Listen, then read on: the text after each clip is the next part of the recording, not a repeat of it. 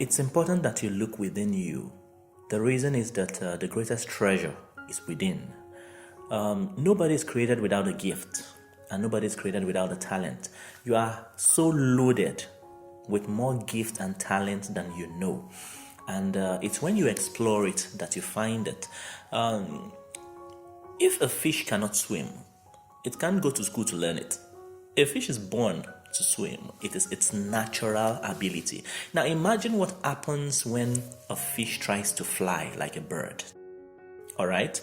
Now, a bird can fly because it comes natural. That is what it is created to do. Now imagine what happens when a bird tries to swim like a fish. So what happens is that if we cannot look within and find the gift and find who we are, we will force ourselves into fields, into areas where we are not meant to be. What happens is that we will now be tolerated instead of celebrated. Now, when a fish swims, it swims like a pro. Because it is born inside water, it is meant to be inside water. But the moment it enters the air, it starts to struggle and will die off. Alright? A bird is not created to survive underwater. The bird will die. So a lot of times people are suffering because they are not where they belong. They are doing what they do not have the natural capacity for, and as a result of that they are struggling. So they are not talented, they are not gifted, they are not discovering themselves. People are looking at them and saying that, okay, this person is an average person, whereas the person would have been an excellent person, supposing the person is where he ought to be. Let me give you an example, and then I will tell you a story. I had the privilege of teaching a little boy several years ago when I taught in a private secondary school. And he had this kind of disorder. I don't know what it is called, but I know that anxiety was part of it.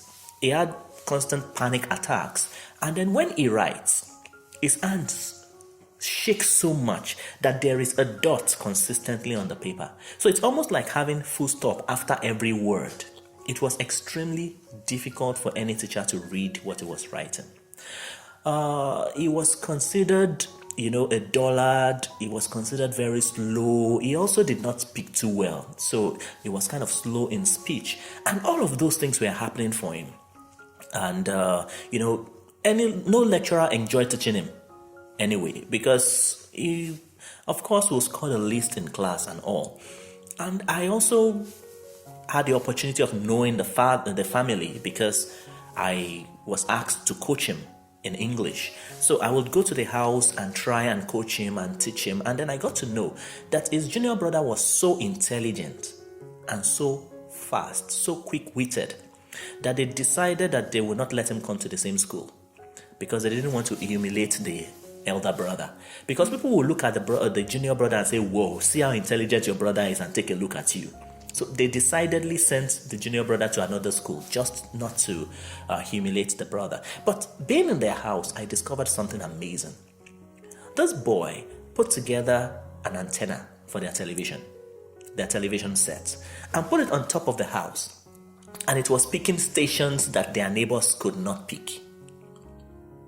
And I was amazed that in this boy lies a gift, a talent, irrespective of what else any other person sees. Now, would it not have made sense for the parents to perhaps send him to a technical school where he can develop this kind of talent? He was good with anything electronic. He was fixing things around the house, and this boy could not pass any exam in school. So inside of him was a gift that was not discovered. Now, imagine now forcing him to go to school and he continues to fail and fail. Psychologically, it affects him and he feels that he is lesser than any other person. So he is not able to do anything with his life. And it becomes a problem. But if he finds himself where he can easily flourish, he becomes a star. Every other person will look up to him and say, wow, you mean you can do this? Even the student that was making A's, straight A's in school could not put together an antenna. So imagine where the gift is. So it's important that we all look inside of us. If you are not thriving so well where you are right now, it may be an indication that you are in the wrong place. It is not necessarily that you are incompetent. It is not necessarily that you are not gifted. It is not necessarily that there's nothing good in you. It may just be that you are in the wrong place. If you find yourself in the right place where your gifts can manifest, it will flourish. But you see, a lot of people consider their gift as hobbies.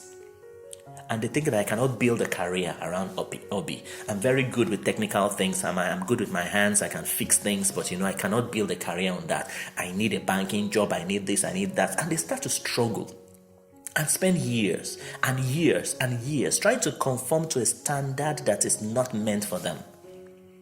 If only they can focus on what they are gifted in, they will find themselves flourish. Now, there is this exciting story about one of my favorite public speakers, Les Brown. He was given birth to in 1945.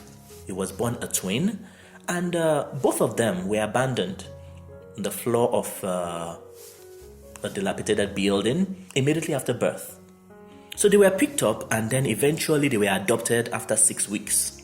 Now, aside from being abandoned, he grew up with a disorder. And after being treated and all of that, they said that he was educable, mentally retarded. All right, so which means that he cannot learn at the rate every other person was learning. He repeated some classes, and after a while, they put him in a special class. So which means that he was not doing well at all. But one day, he was waiting for a friend who was supposed to attend a drama program, but the friend did not show up, so he was in a class anyway. So the teacher there called him and gave him a chalk or something and told him to go and write something on the board. And he said, "I'm sorry, sir, I can't do that." And the teacher asked him why. He said, because he's in a special class, he cannot do that. The teacher did not agree. The teacher said, "Okay, take this and go and write on the board." He said, "No, I can't." He said, "Why?" He said, "Because he's educable, mentally retarded." And the teacher walked up to him and gave him a statement that changed his life. He said, somebody else's opinion of you must not become your reality. Somebody else's opinion of you must not become your reality. Now, that day, it occurred to him that perhaps being retarded is not everything about him. Perhaps there was something else that was in him. Perhaps he was gifted in some other ways. Now, would you believe it that this man put himself together and became a great success in life? Now, he never got a college degree. All right, he never worked for a corporation. He never had PhD, but he became so successful that he was speaking to Fortune 500 companies, teaching them how they can increase their capacity, teaching them how they can improve their productivity, teaching them how they can succeed.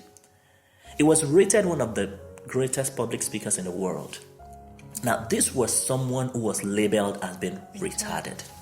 So it's very, very important that we're able to understand that irrespective of whatever limitation you have. Now, we have talked about people telling you things and believing it. Let's leave that aside. There are some people who have some real disorders in their lives. There are some people who have some actual challenges in their lives.